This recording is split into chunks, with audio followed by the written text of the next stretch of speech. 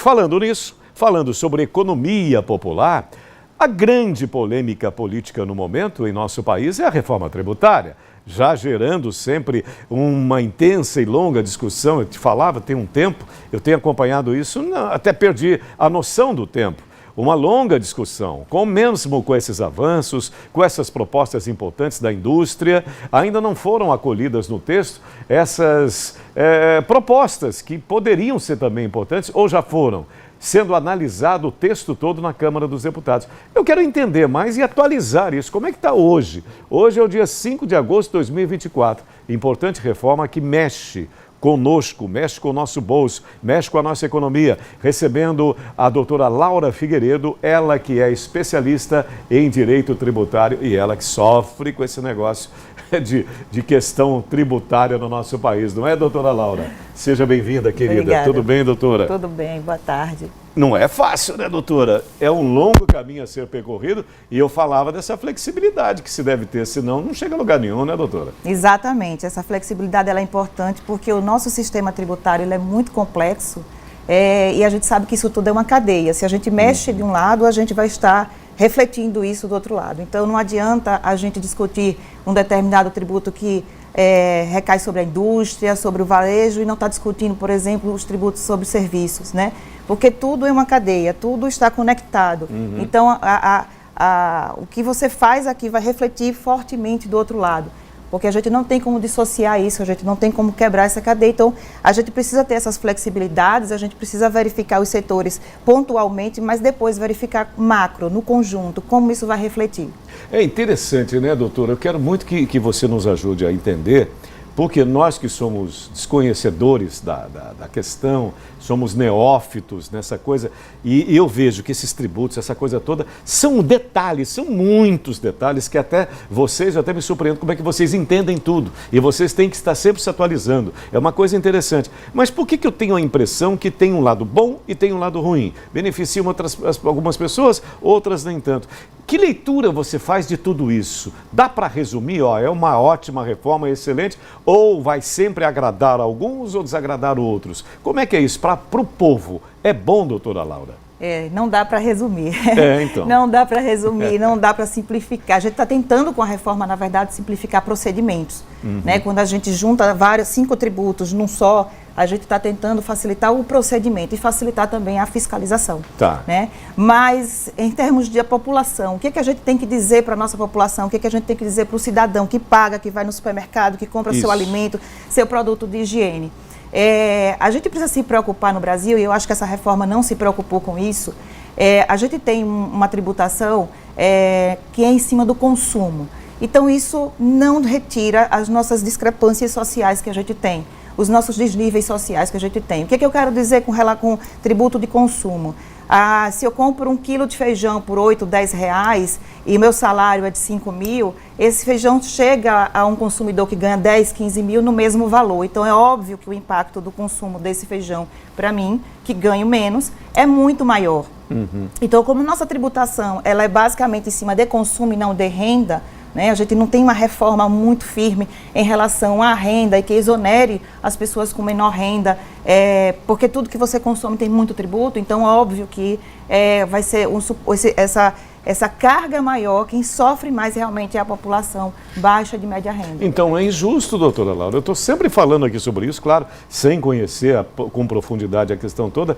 Por exemplo, os produtos industrializados, me parece eles vão sofrer uma significativa redução tributária, é isso mesmo? E isso vai reverter em benefício a nós, consumidores? Isso vai chegar até nós, essa redução, ou não? Ou ela acaba se diluindo na história toda? Existe uma conversa muito grande entre os juristas, entre os tributaristas e contadores relacionados a isso. A indústria realmente vai ter uma redução, ela tem alguns benefícios, que é justamente para que os bens de consumo, esses bens de consumo essenciais, eles cheguem para o consumidor de forma mais acessível, que ele fique mais barato, que essa tributação diminuindo, obviamente, chegue ao consumidor final de forma mais simplificada e mais barata. Contudo, a gente tem, como eu falei no início, uma cadeia aí de serviços, de outros produtos, que são os insumos, que é aquilo que a gente precisa utilizar na indústria para chegar a um produto final.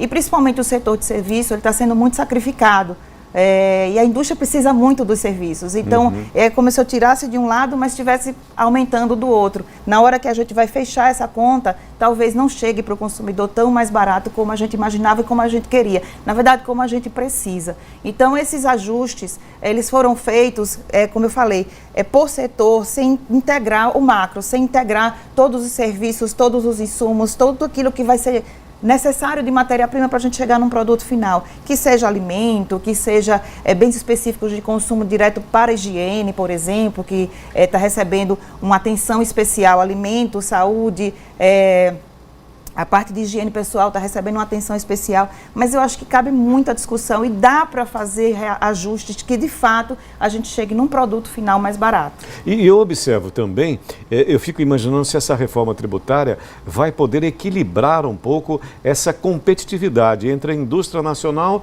e a indústria internacional. Eu fico vendo aí, a gente acompanha esses debates, né? Os produtos importados parece que são menos taxados, pagam menos impostos, acabam não pagando imposto e tal. A questão mesmo da blusinha lá, lembra dessa história toda? Será que vai haver essa diminuição e vai haver uma evolução no que se refere à competitividade da indústria nacional? E repito, volto àquela questão, isso nos beneficiando também? Eu acho que a reforma tributária, os tributos em geral, em qualquer país, eles têm que ter essa tendência de proteger a indústria nacional. Sim. Né? Então, não é só taxar o que vem de fora, é você diminuir o que está aqui dentro, é você ter um ambiente de negócios favorável. E como é que se faz um ambiente de negócio favorável? Mexendo na tributação, dando incentivos, né, reduzindo a competição e os níveis que a gente tem entre as regiões do país. É nesse sentido que a gente briga bastante e que os empresários falam muito e que a gente incentiva, de fato, que haja uma política relacionada a isso. Quando a gente incentiva a indústria local, a gente gera uma competitividade interna, a gente melhora o nosso produto, a gente melhora a qualidade. A gente tem um problema muito grande de matéria-prima, muita coisa vem de fora. Né? Então, não dá, de novo, para fazer algo isolado, mas que a gente tem que ter uma política para uma ambiência melhor dentro do consumo interno, para que a indústria nacional seja mais valorizada e consiga produzir com o menor custo possível para chegar ao consumidor final um produto de qualidade, um produto acessível, um produto com menos tributo e menos complexidade para chegar até ele. Agora, doutora, outra coisa que nos chama a atenção é o tal do imposto do pecado, né? Imposto do pecado são produtos que fariam mal à minha saúde, fariam mal ao nosso meio ambiente e tudo mais. Eu vi agora, recentemente, houve um significativo aumento, por exemplo, dos cigarros. Isso também vai acontecer. Bebida alcoólica, por exemplo, vai haver essa taxação maior. Isso também é bom para nós? Isso é muito bom, porque isso vai atingir também a questão de saúde pública. Em determinadas áreas, na verdade, a gente está tentando atingir a questão de saúde pública. Já existe hoje no Brasil, né? O IPI, por exemplo, ele tem essa tendência de cobrar menos, ter menor alíquota para aquilo que é essencial para a nossa vida, como alimentos, higiene, saúde e outros serviços. E ter uma alíquota maior para aqueles produtos que são nocivos, como, por exemplo, o cigarro.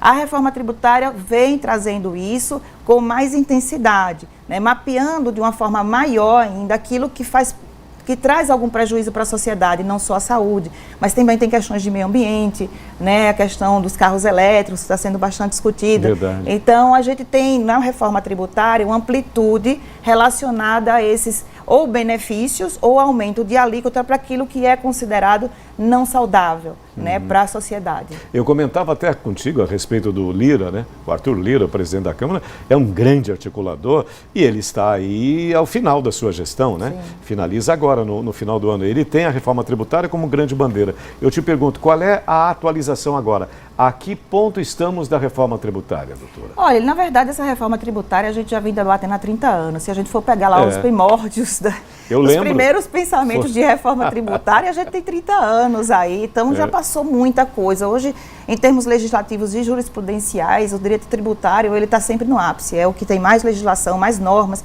porque a gente tem normas estaduais, tem normas municipais, tem as normas federais, tem as normas da Receita Federal, dos outros órgãos fiscalizadores. Então, é uma quantidade imensa mesmo de normas que a gente tem que regular.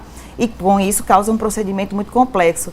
Então, a gente tem nessa reforma essa possibilidade de tentar simplificar para trazer uma melhoria desse âmbito comercial mesmo, desse âmbito de atenção aos negócios locais. Então, eu penso que Hoje a gente tem, dentro da reforma tributária, ela começa a ser implementada em 2026 e indo diretamente para o seu questionamento, mas a previsão da reforma é dela ser totalmente implementada em 50 anos. Eu ia te perguntar isso. É um longo período ainda, né, doutor? Porque são muitas mudanças. A gente precisa de adaptação da coisa mais de software, por exemplo. As empresas vão ter que mudar os seus softwares. Os sistemas da Receita Federal vão ser modificados. Os sistemas das secretarias municipais e estaduais também serão modificados. Então, não dá para sair de um sistema extremamente complexo como o nosso e da noite para o dia, não, agora a gente acorda com outro imposto. Não é assim.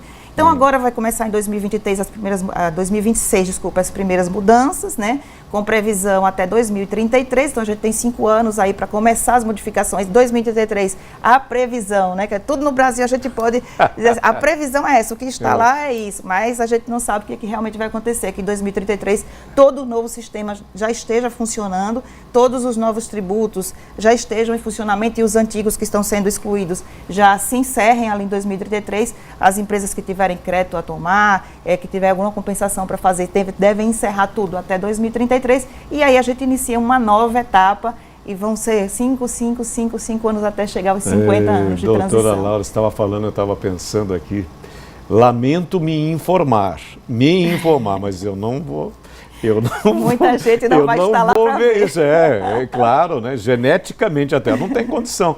Mas, doutora, ótimo conversar contigo, sabe, essa fluidez toda, foi muito legal. Você facilitou para nós algo que é muito difícil de nós entendermos, essa reforma tributária tão necessária e estabelecer, afinal, a justiça nesse país. Exato. Muito obrigado, doutora. Prazer em estar contigo. E mais uma vez, muito obrigado. Boa tarde, doutora Laura. Atenção, minha